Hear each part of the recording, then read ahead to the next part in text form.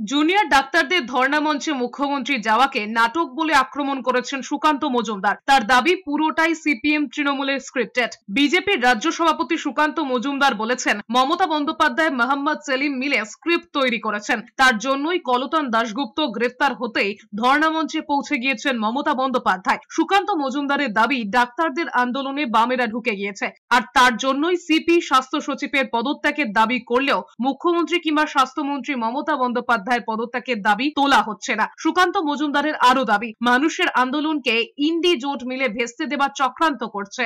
এই যাওয়াটা পুরোটাই সাদা চুল কালো কোট একজন ব্যক্তি যিনি সুপ্রিম কোর্টে মমতা বন্দ্যোপাধ্যায় সরকারের হয়ে সওয়াল করছেন, তার বুদ্ধিতেই তার যাওয়া কিনা আমাদের এই বিষয়ে সন্দেহ আছে। যাওয়া তার বুদ্ধিতেই হয়তো মমতা বন্দ্যোপাধ্যায় সেখানে গেছে, এবং পুরোটাই হচ্ছে নাটক এবং যাকে ইংরেজিতে বলে প্লেয়িং টু গ্যালারি।